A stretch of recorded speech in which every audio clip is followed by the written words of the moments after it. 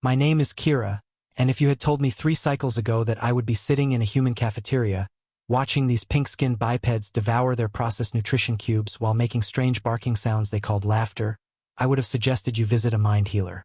Yet here I am, purple skin gleaming under these harsh artificial lights, my forearms folded in what I hoped was a dignified manner, trying not to let my empty stomach growl loud enough to attract attention.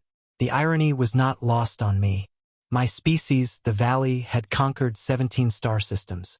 We had built cities that floated among the clouds of gas giants.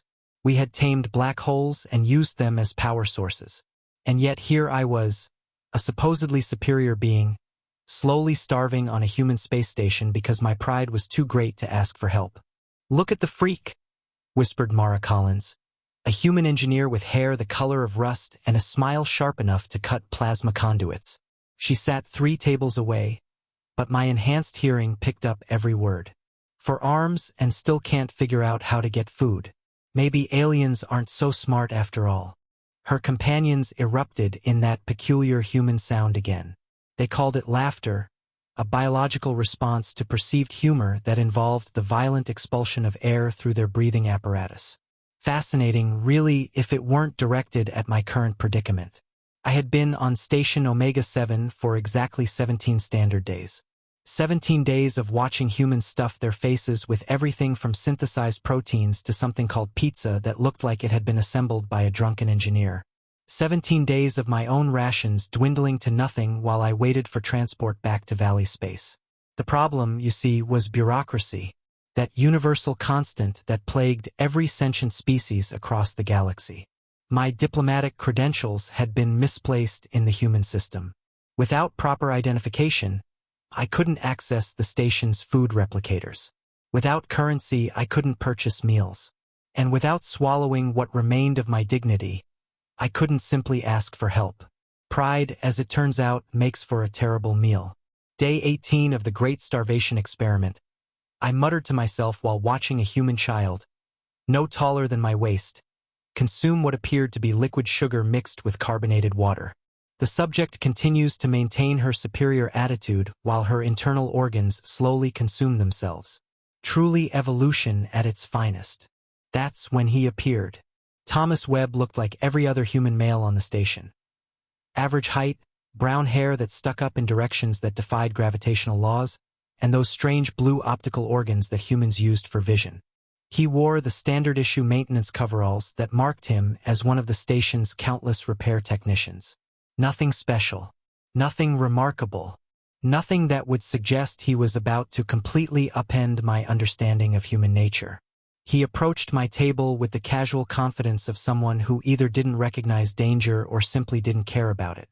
I tensed, expecting another round of mockery, another opportunity for humans to demonstrate their supposed superiority over the starving alien. "Mind if I sit?" he asked, already pulling out a chair before I could respond. I stared at him with all 4 of my eyes, an ability that typically made humans uncomfortable enough to leave me alone. Thomas just smiled and settled into his seat as if he'd been invited to a formal dinner. "I'm Thomas," he said, unwrapping what appeared to be a nutrition bar. "Tom, actually. Nobody calls me Thomas except my mother, and she's been dead for 5 years, so I guess that makes you nobody." The casual mention of his deceased parent should have been disturbing, but humans, I had learned, possessed a peculiar relationship with mortality. They acknowledged death while simultaneously ignoring its inevitability. Another evolutionary paradox that somehow worked for them.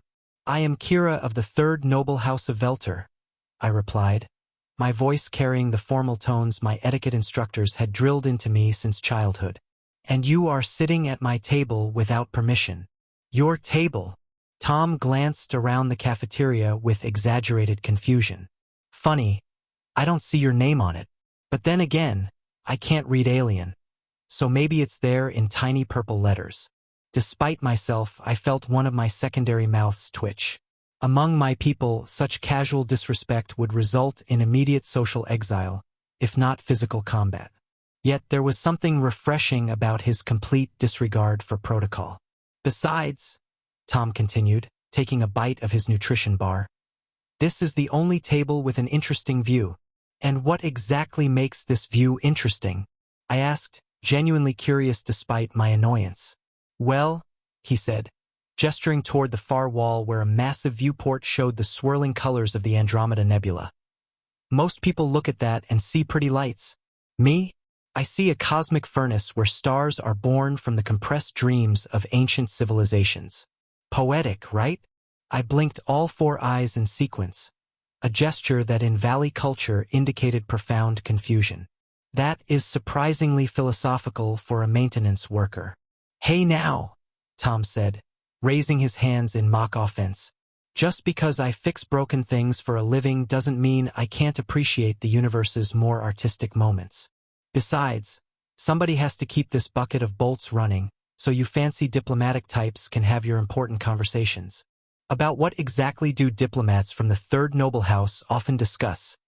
Anyway, the question hit closer to home than I cared to admit. My diplomatic mission had been a failure from the start. The humans had requested trade negotiations, but it quickly became apparent they were more interested in studying technology than establishing meaningful economic partnerships. I had spent 3 weeks in pointless meetings, watching human officials nod politely while taking notes about our ship designs and energy systems. We discuss matters of mutual benefit between our species, I said, falling back on the standard diplomatic response. Ah, Tom nodded sagely. The old mutual benefit speech. Let me guess. The humans want your tech, and your people want what exactly? Our charming personalities? Couldn't help it. I laughed. It wasn't the melodious trill that passed for laughter among the valley. It was a short, sharp bark that sounded disturbingly similar to human amusement. Tom's eyebrows rose in surprise, and I quickly composed myself. Your species does possess certain unique qualities, I admitted reluctantly. Like our ability to make fun of starving aliens? Tom asked, his tone suddenly serious. My forearms tensed involuntarily. So he had noticed my condition. Of course he had. Humans might be primitive in many ways, but they were surprisingly observant when it suited them. I am not starving, I said, the lie tasting bitter even as I spoke it. Right? Tom said, pulling another nutrition bar from his pocket.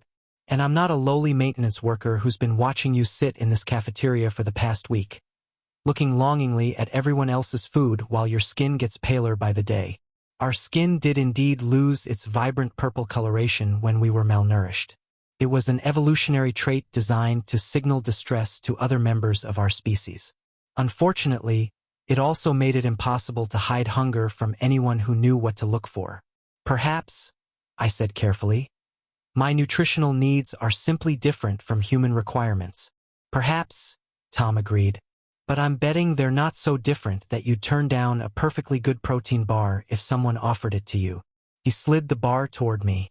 I stared at it as if it were a live explosive device. Why? I asked. Why what? Why would you offer food to a stranger, particularly one of a different species? Your companions seemed to find my situation amusing. Tom glanced over at Mara Collins' table, where the group was still making occasional comments about the purple freak and her disgusting alien habits. His expression darkened. Those idiots, he said. They think being human makes them special. They've never been off this station. Never seen anything more impressive than a routine supply ship docking. You've traveled between stars. You've seen things they can't even imagine. And instead of being curious, instead of asking questions, they point and laugh because you're different. He leaned forward, his blue eyes meeting all 4 of mine simultaneously. Besides, he continued, I was raised to believe that when someone's hungry, you feed them. It doesn't matter what color their skin is or how many arms they have. Hunger is universal. I picked up the nutrition bar with my upper right hand, examining it carefully.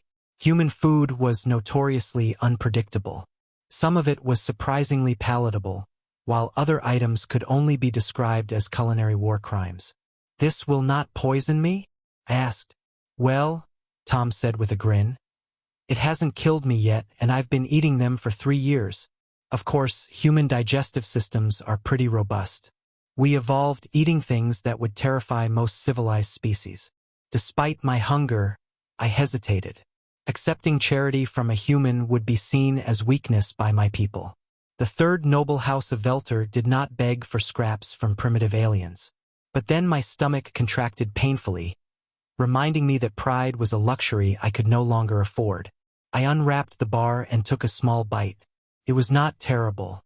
The texture was chewy, like processed algae, but with less slime. The flavor was artificial, but inoffensive. Most importantly, it was food. Good, Tom asked. Adequate, I replied, then immediately took another much larger bite. Tom laughed, that strange human sound that somehow managed to convey both amusement and genuine warmth. High praise from alien royalty. I am not royalty, I corrected automatically. The noble houses are administrative divisions, not hereditary monarchies. But you're still nobility. Third-tier nobility, yes.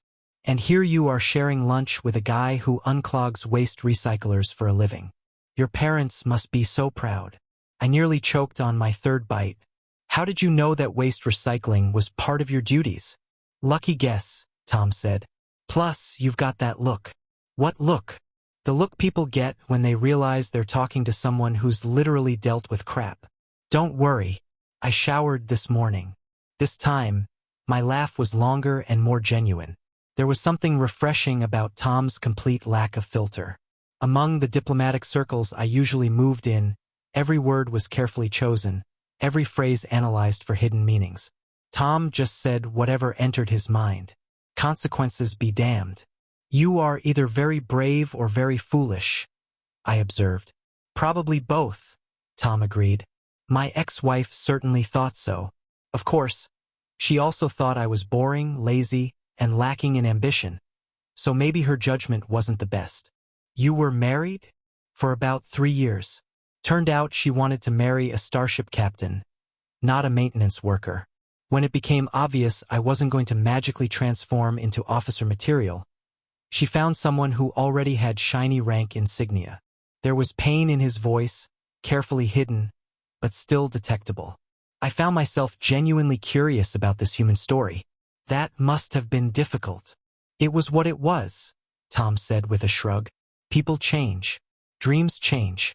Sometimes the person you thought you married turns out to be someone completely different. I finished the nutrition bar and found myself wishing there was more. My stomach, awakened from its forced hibernation, began demanding additional fuel. Thank you, I said formally. Your kindness will not be forgotten. Don't mention it, Tom said, then paused. Actually, do mention it. Spread the word that at least one human on this station isn't a complete idiot. Might be good for our species' reputation. Why do you care about your species' reputation? Tom was quiet for a moment, staring out at the nebula beyond the viewport. When he spoke again, his voice was thoughtful. Because someday we're going to be out there, he said, pointing toward the stars. All of us, not just the diplomats and scientists. Regular people like me are going to be living and working alongside aliens like you. And when that happens, I'd like to think we'll be remembered as the species that helped when help was needed, not the one that pointed and laughed at suffering. His words struck me with unexpected force. In all my dealings with humans, both official and unofficial, I had never heard one express such a long-term perspective on interspecies relations. Most seemed focused on immediate gains and short-term advantages. You think about the future, I observed. Someone has to, Tom said. The big shots are too busy playing politics to worry about what happens after the treaties are signed. But the future belongs to people like us. People like us? The little people, the forgotten ones, the maintenance workers and the stranded diplomats, the ones who don't get their names in history books, but somehow keep civilization running. I considered this perspective as I watched Mara Collins and her friends finally leave their table, casting one last disdainful look in my direction. Tom followed my gaze and shook his head. Don't let them get to you, he said. They're just scared. Scared of me? Of change. Of a universe that's bigger and stranger than they want to admit. You represent everything they don't understand. And humans have a long history of mocking what we fear. And you? I asked. Are you afraid of me? Tom looked at me for a long moment, his blue eyes serious and considering. Terrified, he said finally. But not for the reasons you might think. Before I could ask what he meant, an announcement echoed through the cafeteria. Attention, Station Omega 7 residents. All personnel report to emergency stations immediately. This is not a drill. Repeat. All personnel to emergency stations. Tom was on his feet instantly, his casual demeanor replaced by professional alertness. What does that mean? I asked, rising as well. It means, Tom said grimly, our lunch date just got a lot. The emergency klaxons were still wailing when Tom grabbed my upper left arm and started pulling me toward the nearest exit. Around us, humans scattered like startled insects, some running toward their designated stations, while others seemed frozen by indecision. Where are we going? I shouted over the noise. Engineering level 5, Tom called back. If something's wrong with the station systems, that's where they'll need all hands. But I am not qualified for human engineering protocols. Tom glanced back at me with that infuriating grin. Maybe not, but you've got 4 hands and enhanced reflexes. Trust me, in an emergency, nobody cares about your species or your qualifications. We reached the maintenance shaft just as Captain Morrison's voice crackled over the intercom. His words made my blood freeze in my veins. All stations, we have confirmed a breach in Sector 7. An unknown vessel has attached to our hull. Repeat, we are being boarded by unknown hostiles. Tom stopped so suddenly that I nearly crashed into him. Boarded, he whispered. Who the hell would be crazy enough to attack a neutral station? I knew the answer, and it filled me with a dread colder than the void between stars. Pirates, I said, specifically Krex raiders. Friends of yours? Tom asked. Hardly. The Krex are scavengers who prey on shipping lanes and isolated stations. They have no concept of diplomacy, negotiation, or mercy. If they are here, I swallowed hard. They are here to strip everything of value, including the inhabitants. Tom's face went pale, but his hands remained steady as he opened the maintenance panel. Well then, he said, I guess we'd better make sure they don't get what they came for. The shaft led us down 3 levels in record time. Tom moved through the station's guts like he had been born there, navigating past power conduits and recycling pipes with practiced ease. I followed, my enhanced agility allowing me to keep pace despite the unfamiliar terrain. We emerged into Engineering Bay 5 just as the lights flickered and died. Emergency power kicked in a moment later, bathing everything in an ominous red glow. Webb! Chief Engineer Patricia Kane's voice cut through the chaos. She was a woman in her 50s with steel-gray hair and arms like industrial cables. About time you showed up. We need every hand we can get. What's the situation, Chief? Tom asked, already moving toward a bank of control panels. Krex raiders punched through the outer hull and disabled our primary defense grid. They're moving through sectors 6 and 7, headed this way. We've got maybe 20 minutes before they reach the core systems. 20 minutes to do what? Kane's smile was sharp enough to cut diamond. Give those bug-eyed bastards the surprise of their lives. That's when she noticed me standing behind Tom, my purple skin practically glowing under the emergency lights. What the hell is that thing doing here? She demanded. Chief Kane, meet Kira, Tom said calmly. She's nobility, which means she probably knows more about advanced technology than half your engineering crew combined. Kane looked me up and down with the calculating gaze of someone evaluating a new piece of equipment. Can you work with human systems? Your technology is primitive but functional, I replied, which probably wasn't the most diplomatic answer but happened to be accurate. What do you need me to do? See that plasma conduit junction? Kane pointed to a massive tangle of cables and pipes near the ceiling. It needs to be manually recalibrated, but it's in a space too small for humans and too dangerous for our maintenance bots. I studied the junction with all 4 eyes. The space was indeed cramped, barely large enough for my more compact valley frame. More concerning were the energy readings radiating from the plasma feeds. One mistake would result in instant vaporization.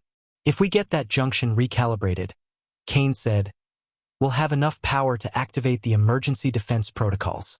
Automated weapons, security barriers, the works. And if I fail? We all die anyway when the Kreks get here. I had to admire human pragmatism. No false promises. No sugar-coated reassurances. Just brutal honesty about our situation. Very well, I said, already calculating the best approach to the junction. But I will need someone to monitor the plasma flow while I work. I'll do it, Tom volunteered immediately. Kane shook her head. Webb, that's a 2-person job minimum. If something goes wrong up there, she'll need backup. Then send someone else with me. I'm not risking 3 people on a jury-rigged repair that might not even work. Chief, Tom said quietly, if this doesn't work, we're all dead anyway. At least this way we're dying while doing something useful. Kane stared at him for a long moment, then nodded grimly. Fine, but if you get yourself killed, I'm putting a bad performance review in your permanent file. Tom actually laughed, looking forward to it. The climb to the junction was harrowing. The emergency lighting cast crazy shadows that made every surface look unstable. Worse, I could hear the distant sounds of combat echoing through the station's corridors. The Kreks were closer than I wanted to think about. So, Tom said as we reached the maintenance platform, on a scale of 1 to 10, how likely are we to survive this? Honestly, I began working on the first set of connections, my 4 hands allowing me to manipulate multiple systems simultaneously. Perhaps 3. That's better odds than my last marriage. Despite everything, I found myself smiling. You use humor to cope with stress. It's either that or panic, and panic doesn't fix plasma conduits. The first junction came online with a satisfying hum. I moved to the second, more complex array of connections. These required precise timing and coordination. One wrong move would cascade through the entire power grid. Tom, I said carefully, I need you to monitor the plasma pressure in Conduit 7. When I tell you, reduce the flow by exactly 40%. Got it. I positioned all 4 hands on the connection points. The plasma energy was so intense I could feel it through my protective gloves, like holding miniature stars in my palms. Now, I called. Tom's hands flew over the controls. The pressure readings dropped precisely as needed, and I managed to complete the connections without being reduced to component atoms. 1 down, 2 to go, I muttered. An explosion echoed through the engineering bay. They're in Sector 5. Kane's voice crackled over the comm. Whatever you 2 are doing up there, do it faster. The second junction was even more delicate than the first. It required me to essentially rewire the entire power distribution network while maintaining perfect balance across 6 different energy flows. Among my people, such work was considered art as much as engineering. Kira, Tom said suddenly, I need to ask you something. Now is not the ideal time for conversation, I replied, concentrating on a particularly stubborn connection. If we don't make it out of this, I want you to know something. Thomas Webb, do not you dare start giving me a deathbed confession while I am handling enough energy to power a small moon. It's not a confession, he said. It's more like gratitude. Despite myself, I glanced at him. His face was serious, focused on his monitoring duties, but somehow peaceful. Gratitude for what? For reminding me why I became an engineer in the first place. I do not understand. When I was a kid, I used to dream about fixing things that mattered, helping people, solving problems that nobody else could solve. Somewhere along the way, I got so caught up in routine maintenance that I forgot what it felt like to actually make a difference. The second junction came online, and I immediately moved to the third. This one was the most dangerous, requiring me to essentially become part of the circuit while the modifications were made. You are making a difference now, I pointed out, only because you reminded me that there are people worth fighting for. Another explosion echoed through the engineering bay, much closer this time. I could hear Kane shouting orders, the sound of weapons fire, and something that might have been Krek's battle cries. Tom, whatever happens, do not let the plasma pressure spike above 80%. If it does, we both die. Understood. I began the final sequence. my hands moving with precision born of desperation. The energy coursing through the connections was almost alive, fighting against my attempts to control it. Sweat beaded on my purple skin despite the cool air. 75%, Tom called. Almost there. 78%. Just a few more seconds.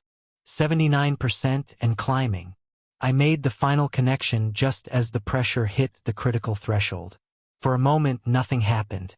Then, like a symphony coming together, the entire power grid hummed to life with beautiful, deadly efficiency.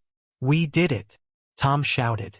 His celebration was cut short by the sound of heavy footsteps on the platform below us. I peered down through the maintenance grating and felt my heart skip a beat.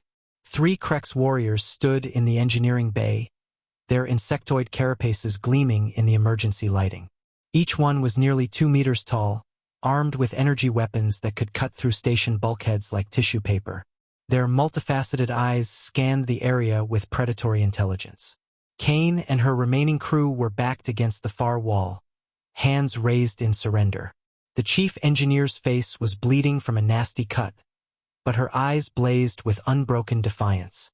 "Where are the others?" The lead Krex demanded in accented galactic standard. "Our sensors detected additional life forms in this area. Just us," Kane lied smoothly. "The rest evacuated when the alert sounded." One of the Krex raised its weapon toward her. "Deception is punishable by immediate termination." That's when the station's defense systems came online. The effect was instantaneous and devastating. Automated weapons pods dropped from concealed ceiling mounts, their targeting systems locking onto the Krex invaders. Security barriers slammed down, sealing off escape routes. Most importantly, the gravity generators kicked into overdrive, increasing the local gravitational field by a factor of 3. The Krex, adapted to low-gravity environments, immediately collapsed under their own suddenly tripled weight. Their weapons scattered across the deck as they struggled to even lift their arms. Emergency defense protocols activated. The station's computer announced in its maddeningly calm voice, "All hostile entities are now under containment. Security forces have been notified." Kane picked herself up from the deck, her grin savage with satisfaction. Well, looks like someone got the power back online just in time." She looked up at our hiding spot and winked. "You two can come down now. The excitement's over." By the time station security arrived to collect the immobilized Krex raiders, Tom and I were sitting on a maintenance crate, sharing another nutrition bar and watching the cleanup efforts. "So," Tom said between bites, "that was fun." "Your definition of fun is deeply disturbing," I replied, but I was smiling as I said it. "Hey, we saved the station, stopped a pirate raid, and I got to work with alien nobility. Not bad for a Tuesday." Chief Kane approached us, her injuries now bandaged but her mood considerably improved. "Nice work, both of you. The captain wants to see you both for commendations." "Commendations?" I asked. "Medals, recognition, the works. What you two did today probably saved 1,000 lives." I looked at Tom, who was studiously examining his nutrition bar. "I think," I said carefully, "that Tom deserves most of the credit. I merely provided technical assistance." "The hell you did," Tom protested. "If you hadn't been there, I never would have attempted that repair. It took all 4 of your hands working in perfect coordination. It took your knowledge of human systems and your willingness to trust a stranger." Kane looked back and forth between us with growing amusement. "You know what? You can argue about credit later. Right now, you both need medical checkups, hot meals, and probably some rest." As if summoned by her words, my stomach growled loudly enough to echo off the bulkheads. The nutrition bar had helped, but my body was still recovering from weeks of malnutrition. "Food sounds excellent," I admitted. "Good," Tom said, standing and stretching, "because I know a place that serves the best synthetic meatloaf this side of the Vegas system." "Synthetic meatloaf?" I asked. "Trust me, it's better than it sounds. Plus, they've got tables with great views of the nebula." 3 hours later, we were indeed sitting at a table with a spectacular view of the Andromeda Nebula. working our way through plates of food that were surprisingly palatable for human cuisine. The cafeteria was busier than usual, filled with station personnel celebrating their survival and sharing stories of the day's excitement. "So," Tom said, cutting into what appeared to be some kind of protein cake, "what happens now? I assume your diplomatic mission is officially over."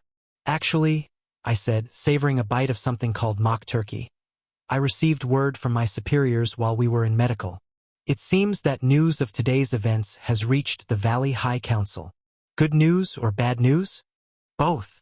The good news is that my credentials have been miraculously restored, and I am now authorized to negotiate a mutual defense agreement between our species." An explosion echoed through the engineering bay. "They're in Sector 5. Kane's voice crackled over the comm.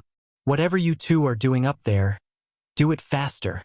The second junction was even more delicate than the first. It required me to essentially rewire the entire power distribution network while maintaining perfect balance across 6 different energy flows. Among my people, such work was considered art as much as engineering. "Kira," Tom said suddenly, "I need to ask you something." "Now is not the ideal time for conversation," I replied, concentrating on a particularly stubborn connection. "If we don't make it out of this, I want you to know something. Thomas Webb, do not you dare start giving me a deathbed confession while I am handling enough energy to power a small moon." "It's not a confession," he said. "It's more like gratitude." Despite myself, I glanced at him. His face was serious, focused on his monitoring duties, but somehow peaceful.